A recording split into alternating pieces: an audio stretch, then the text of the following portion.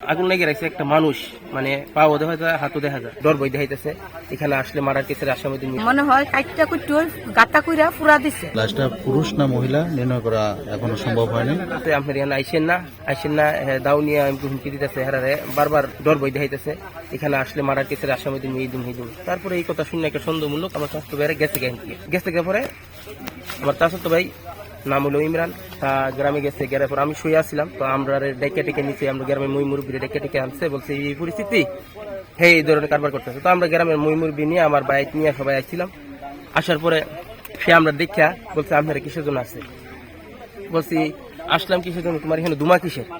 সে বলছে দুমা যেটা বলছে এটা আপনারা আসছেন কিসের জন্য। সে আমাদের সাথে অগ্রিমিজাজ ভাবে কথা বলতেছে।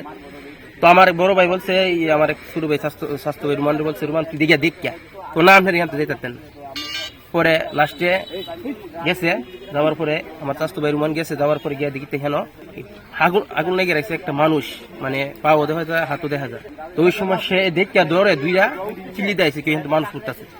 তারপরে আমরা হেরা আস্তে আস্তে বাইলে থাবাদ আমরা ধরার পরে আমরা মই মুরব্বী নিয়ে দেখতে এসি।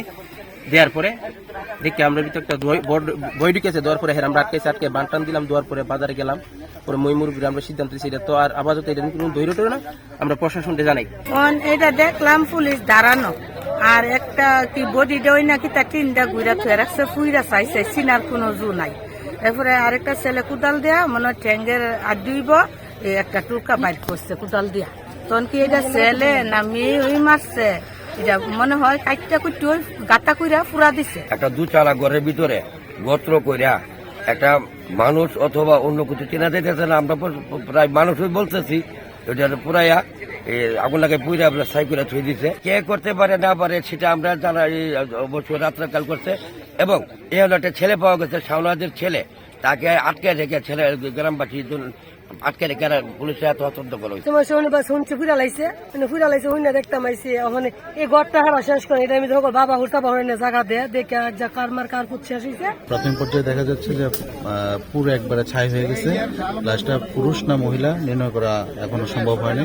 আমরা সিআইডি এবং পিবিআই টিমকে ডাকছি, তারা আলামত সংগ্রহ করবে এবং পরীক্ষা নিরীক্ষা করে তারা নিশ্চিত করতে পারবে যে এটা কি ছিল, মহিলা ছিল না পুরুষ ছিল।